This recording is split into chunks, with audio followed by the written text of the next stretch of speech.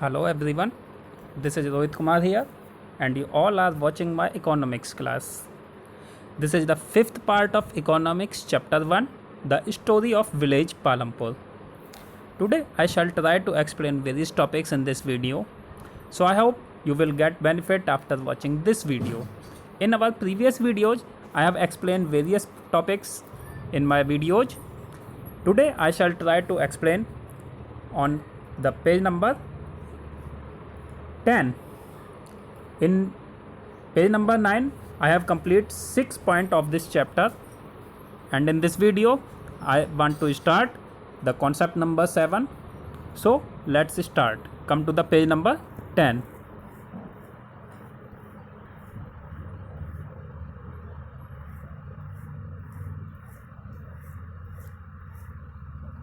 This one is also finished. Point number 6 complete हो चुका था हमारा, the capital needed in farming, हमारी प्रीवियस वीडियो में, और आज हमारा स्टार्ट होगा ये पॉइंट नंबर 7. तो इसको हम देखते हैं यहाँ से. The sale of surplus farm products. पहले तो हमें ये चीज़ समझनी होगी, ये सरप्लस होता क्या है. सरप्लस होता है हमारा जो बचा हुआ एक्स्ट्रा, हमारा जो फार्म प्रोडक्ट है, खेती में जो जितने भी हमारे प्रोडक्ट हुए हैं उसमें बचे हुए प्रोडक्ट को सेल करना, यानी जो हमारा एक्स्ट्रा मटेरियल है. Let us suppose that the farmers have produced wheat on their lands using their the 3 factors of production. Suppose कीजिए कि कोई किसान जो है अपने प्रोडक्शन के 3 फैक्टर्स का यूज करते हुए अपनी लैंड पर वीट प्रोड्यूस करने का काम करता है. Clear? The wheat is harvested and production is complete. Wheat को वो हार्वेस्ट करता है, काटता है, और उसके बाद उसका प्रोडक्शन कंप्लीट हो जाता है. क्लियर? यहाँ से दिस वन इज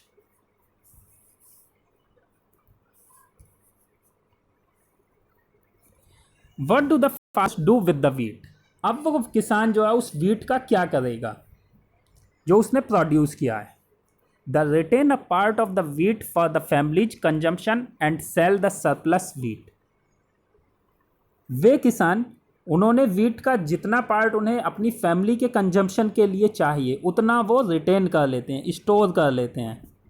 इसके बाद and sell the surplus wheat, और उसके बाद जो बचा हुआ अनाज है, गेहूं है, उसे वे किसान बाज़ार में बेचने का काम करते हैं. सबसे पहले क्या करते हैं किसान, अपने घर में अपनी पूरी फैमिली में उनके होल ईयर में जितना अनाज कंज्यूम होगा उतना वो पहले अपने अनाज प्रोड्यूस अनाज में से निकालते हैं. उसके बाद बाकी बचे हुए अनाज को बेचने का काम करते हैं.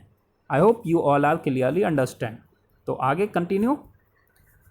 Small farmers like Savita and Govind sons have little surplus wheat because their total production is small, and from this is a substantial share is kept for their own family needs.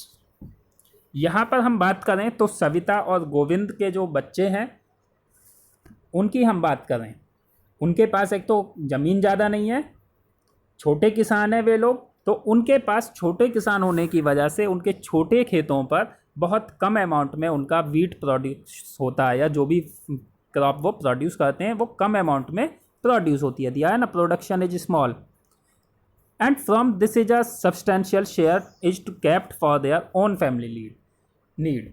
इसमें से जितना भी उनका प्रोडक्शन हुआ उसमें से अधिकतर हिस्सा वो अपनी फैमिली की नीड के लिए रख लेते हैं. इसके बाद so it is the medium and large farmers who supply wheat to the market. तो केवल और केवल मीडियम और लार्ज फार्मर्स ही ऐसे किसान हैं जो अपने प्रोडक्शन का ज़्यादा से ज़्यादा पार्ट मार्केट में सेल करने के लिए लाते हैं, क्योंकि छोटे किसान तो इतना ही पैदा कर पाते हैं कि अपनी फैमिली का उनका जो है पूरा हो पाए, उनकी फैमिली नीड्स पूरी कंप्लीट कर पाएँ. तो मीडियम और लार्ज फार्मर का प्रोडक्शन ज़्यादा होता है, इसीलिए वे अपनी फैमिली की नीड्स को कंप्लीट करने के बाद बाकी बचे सरप्लस को मार्केट में सेल करने का काम करते हैं. Clear? In the picture 1.1 you can see the block cart streaming into the market each carrying loads of wheat. आपने 1.1 पिक्चर में देखा था कि किस तरह से ब्लॉक कार्ट जो है वो मार्केट में माल को ले जाकर, जैसे कि व्हीट है, उन सबको लाने ले जाने का काम करते हैं। The traders at the market buy the wheat and sell it further to shopkeepers in the towns and cities. बाजार में जो व्यापारी लोग हैं वे किसानों से उस गेहूं को खरीदने का काम करते हैं, उसके बाद उसे सेल करते हैं शॉपकीपर्स को, टाउन्स और सिटीज में शॉपकीपर को। फिर वे व्यापारी जो मार्केट से किसानों से खरीदा उस माल को फिर शहरों और कस्बों में वे व्यापारी लोग, ट्रेडर्स लोग उसे बेचने का काम करते हैं, न कि farmers directly. Clear?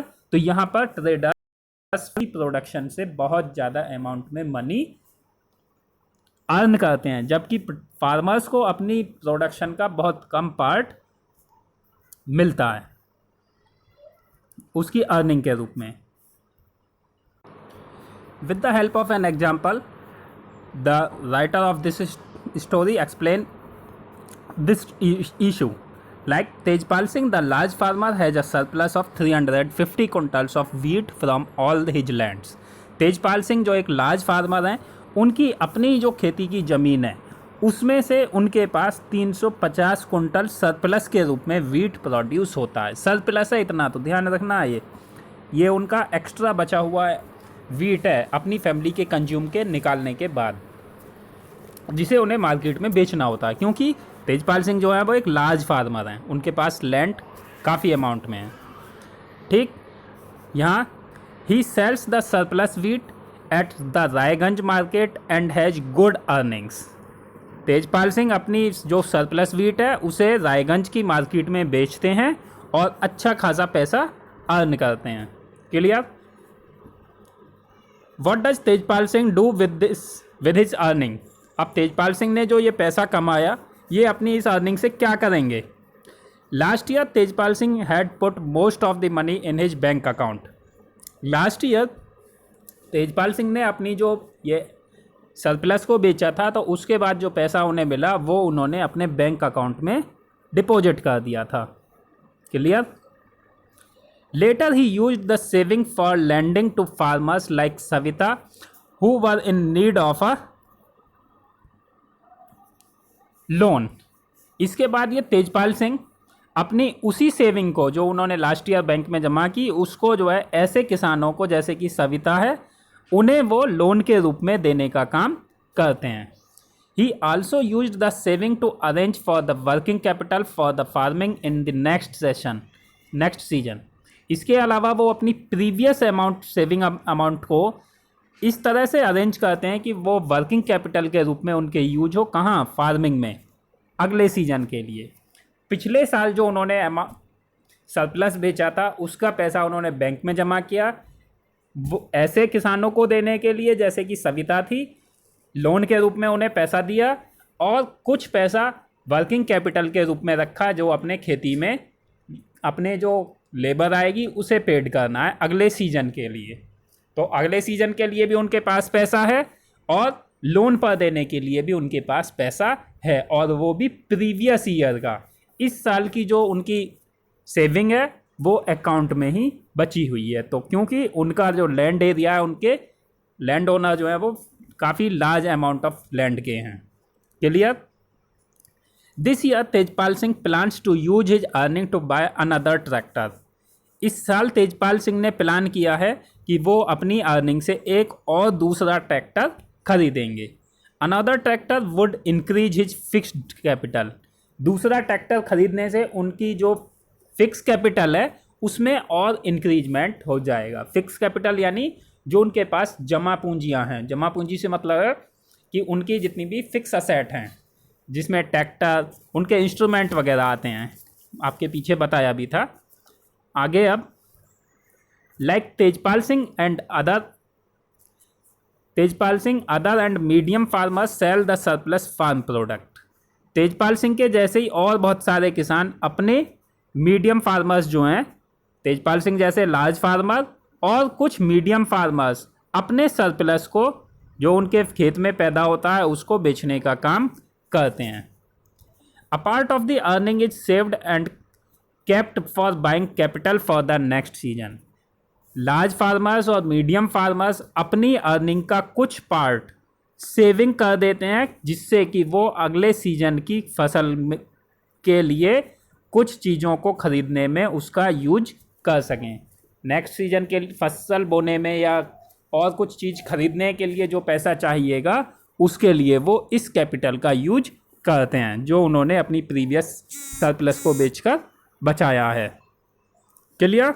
Thus they are able to arrange for the capital for farming from their own saving. इसीलिए ये मीडियम फार्मर्स और तेजपाल सिंह जैसे लार्ज फार्मर अपनी प्रीवियस अर्निंग का जो प्रीवियस सेविंग है उससे ही अपनी कैपिटल को अरेंज कर लेते हैं फॉर द नेक्स्ट सीजन की फसल को ग्रो करने के लिए। Some farmers might also use the saving to buy cattle, trucks और टू सेट अप शॉप्स। कुछ किसान ऐसे भी होते हैं जो अपनी सेविंग को पशु खरीदने में, ट्रक खरीदने में और कुछ दुकान वगैरह सेटअप करने में लगा देते हैं। As we shall see these constitute the capital for non farm activities. और जैसा कि हम देखते हैं कि ये सब कैपिटल जो हैं ये नॉन फार्म एक्टिविटीज से रिलेटेड हैं, क्योंकि कैटल हैं, ट्रक हैं, शॉप्स वगैरह सेटल आउट करनी है, तो ये नॉन फार्म एक्टिविटीज़ हैं। तो कुछ किसान अपनी जो जमा पूंजी है उसका अधिकांश हिस्सा इन चीज़ों को ख़रीदने में लगाते हैं और कुछ किसान अपनी नेक्स्ट सीजन की फसल को ग्रो करने में, और जो छोटे किसान हैं वो अपना पैसा अगले सीजन की फसल बोने के लिए इन लार्ज किसान फार्मर्स से लोन के रूप में लेते हैं, जैसे सविता और बहुत सारे किसानों ने इस चैप्टर में लिया है। क्लियर? चलिए आगे। अब आते हैं हमारे non farm activities in Palampur. Palampur गांव में ऐसी कौन कौन सी एक्टिविटीज़ हैं जो नॉन फार्म एक्टिविटीज़ की सीरीज में आती हैं और वो वहाँ होती हैं। We have learned about farming as the main production activity in Palampur. हम ये अभी खूब अच्छी तरह से पढ़ चुके हैं कि पालमपुर में जो मेन प्रोडक्शन एक्टिविटी है वो वहाँ की क्या है? फार्मिंग। फार्मिंग ही पालमपुर गांव की मेन प्रोडक्शन एक्टिविटी है। We shall now take a look at some of the non farm production activities. अब हमें ऐसी एक्टिविटीज पर फोकस करना है जो नॉन फार्म प्रोडक्शन एक्टिविटीज हों।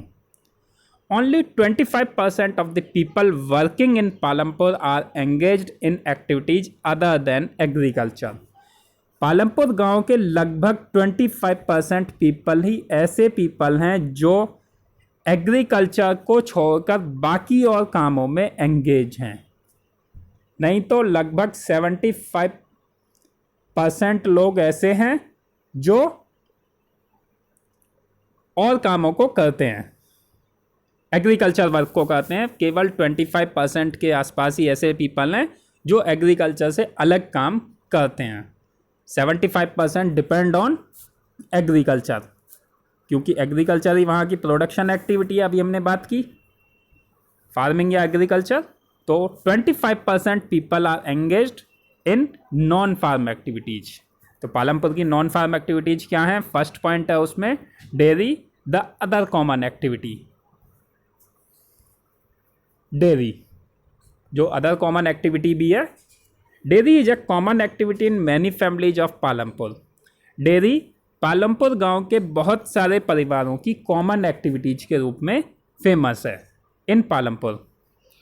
People feed their buffaloes on various kind of grass and jowar and bajra that grow during the rainy season.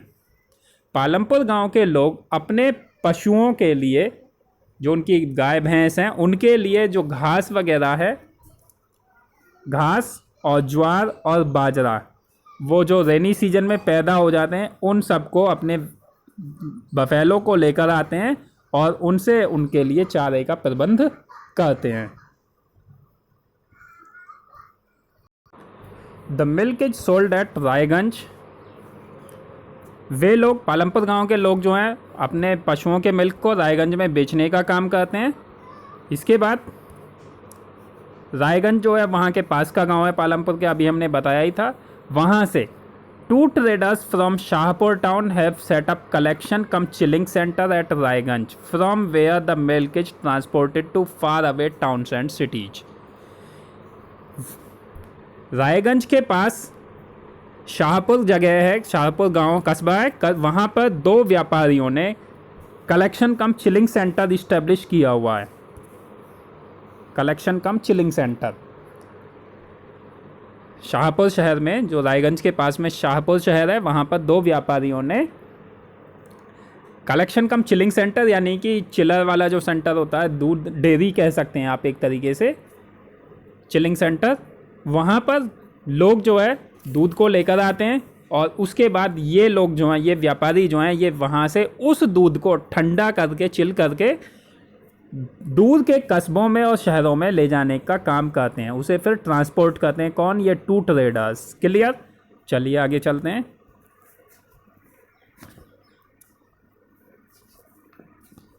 Next आता है ये an example of small scale manufacturing in Palampur. Small scale पर पालमपुर में और कौन कौन सी manufacturing activities होती हैं, उसका example. At present less than 50 people are engaged in manufacturing in Palampur.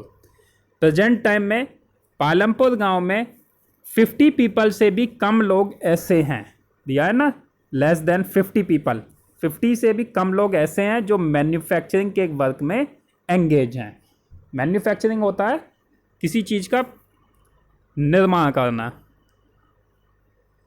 Unlike the manufacturing that takes place in the big factories in the towns and cities, manufacturing in Palampur involve very simple production method and are done on a small scale. इसमें यहाँ बताया जा रहा है कि जिस तरह से बिग टाउन्स और सिटीज़ में जो बिग फैक्ट्रीज में मैन्युफैक्चरिंग होती है, उसके अपोजिट पालमपुर गांव में जो मैन्युफैक्चरिंग होती है उसमें बहुत सिंपल प्रोडक्शन मेथड को इन्वॉल्व किया गया है। सिंपल प्रोडक्शन मेथड इन्वॉल्व किए गए हैं और जिससे कि वो स्मॉल स्केल पर अपने प्रोडक्शन को, मैन्युफैक्चरिंग को कंप्लीट कर सकें। कहाँ? पालमपुर विलेज में। पालमपुर गांव का जो मैन्युफैक्चरिंग स्केल है या लेवल है वो काफ़ी सिंपल है as comparison to towns and cities in the big factories. Big towns और सिटीज की बिग फैक्ट्रीज में जो मैन्युफैक्चरिंग लेवल होता है उसके कंपेरिजन में पालमपुर गांव का जो मैन्युफैक्चरिंग लेवल है, स्केल है, वो काफ़ी सिंपल तरीके का है। समझ गए होंगे आप। चलिए आगे। They are carried out mostly at home और in the field with the help of family labour, rarely labours hired. Palampur गांव में मैन्युफैक्चरिंग का काम के लिए जो लेबर की रिक्वायरमेंट होती है वो बहुत कम होती है, क्योंकि वहाँ के लोग, उनकी फैमिली मेम्बर्स जो हैं, फैमिली लेबर जो है, वही उनके प्रोडक्शन में हेल्प करती है और ज़्यादातर काम उनके होम पर ही या उनके खेतों पर ही कंप्लीट हो जाता है। रेयरली आर लेबर्स हायर्ड, बड़ी कभी कभार, बड़ी मुश्किल से अगर कुछ रिक्वायरमेंट हुई तो तभी लेबर को हायर किया जाता है, नहीं तो फैमिली मेम्बर्स ही एज ए लेबर अपने उस प्रोडक्शन के वर्क को कंप्लीट कर लेते हैं। क्लियर हो गया होगा। चलिए आगे। अब कुछ स्टोरीज बताई गई है, ये इसको देख लेते हैं। ये क्या है? Sorry. Mishrilal has purchased a mechanical sugarcane crushing machine run on electricity and has set it up on his field. Mishrilal ने गन्ना पेराई की machine, sugar cane crushing machine जो है जिसमें गन्ने को पेराया जाता है, मतलब गन्ने का रस निकालते हैं ना, तो वो वाली इलेक्ट्रिकल मशीन लगाई, उसको उसने परचेज किया और उसने अपने खेतों में ही इस्टेब्लिश किया। Sugar cane crushing was earlier done with the help of bullocks but people prefer to do it by machines these days. पुराने टाइम में गन्ने की पेराई का काम जो था वो ब्लॉक्स की हेल्प से होता था, लेकिन आज के टाइम के जो लोग हैं वो मशीनों की हेल्प से होने वाले वर्क को प्रीफर करते हैं। इसलिए मिश्रीलाल ने ऐसी मशीन लगाई, इलेक्ट्रिकल मशीन, जिससे शुगर केन को क्रश किया जा सके with the help of electricity. Clear? Mishrilal also buys sugar cane from other farmers and processes it into jaggery. Mishrilal ने अपने खेत के गन्ने और इसके अलावा दूसरे किसानों से गन्ने खरीदने शुरू किए, जिससे कि वो उनकी प्रोसेसिंग करके क्या बना सके, जैगरी बना सके। जैगरी होता है गुड़, खाने का जो होता है, मिठाई जो बोल देते हैं गांव में, या गुड़ जो होता है वो। मिश्री लाल ने अपने गन्ने, अपने खेत के गन्ने और दूसरे किसानों से गन्ने खरीदने का काम किया और उसके बाद उन्हें उनकी पेराई करता और उससे फिर जैगरी बनाता। The jaggery is then sold to traders at Shahpur, और देन उस तैयार जैगरी को फिर मिश्री लाल शाहपुर के व्यापारियों को बेचने का काम करता। In this process Mishri Lal makes a small profit, और इस तरह से मिश्री लाल कुछ थोड़ा सा मुनाफा या लाभ कमा लेता था। ठीक है, अब यहां पर कुछ क्वेश्चन दिए गए हैं। ये what capital did Mishri Lal need to set up his jaggery manufacturing unit. Mishri Lal को जैगरिंग मैन्युफैक्चरिंग यूनिट को इस्टेब्लिश करने के लिए कितने कैपिटल की रिक्वायरमेंट हुई, यानी कितनी जमा पूंजी उसे लगानी पड़ी स्टार्टिंग में, तो ये आपको बताना है। Next, who provides the labour in this case, इस केस में उसे लेबर कौन अवेलेबल कराएगा। Can you guess why Mishri Lal is unable to increase his profit, आप ये गेस कर सकते हैं कि मिश्री लाल का जो प्रॉफिट है वो इंक्रीज क्यों नहीं हो रहा है, उसे प्रॉफिट अनेबल क्यों हो रहा है, उसका प्रॉफिट इंक्रीज करने में वो अनेबल अभी भी क्यों है। बिकॉज क्योंकि उसका जो प्रोडक्शन यूनिट है, मैन्युफैक्चरिंग यूनिट है, वो स्मॉल लेवल की है, वो खुद ही अकेला काम कर रहा है। बाकी आपको अपने आंसर देने हैं। Could you think of any reason when he might face a loss, क्या कोई और भी ऐसा रीजन है जिससे उसे लॉस को फेस कर सके, अगर उसे लॉस होता है तो वो उसे फेस आउट कर सके। Why does Mishri Lal sell his jaggery to traders in Shahpur and not in his village? Mishri Lal अपने जो जैगरी वो बनाता है उसे शाहपुर के ट्रेडर्स को बेचता है, and not in his village, अपने गांव के लोगों में क्यों नहीं बेचता है, तो ऐसा क्यों है, शाहपुर के व्यापारियों को ही वो अपना जैगरी बेचता है, अपने गांव के लोगों को नहीं, तो क्यों। चलिए, इन क्वेश्चंस के आंसर आपको देने हैं। इन चैप्टर्स स्टोरी से कंप्लीट हुआ होगा, अपना माइंड यूज करना है। नेक्स्ट आता है द शॉपकीपर्स ऑफ पालमपुर, इन्हें हम अपनी नेक्स्ट वीडियो में कवर अप करेंगे। Thank you, have a nice day for watching this video.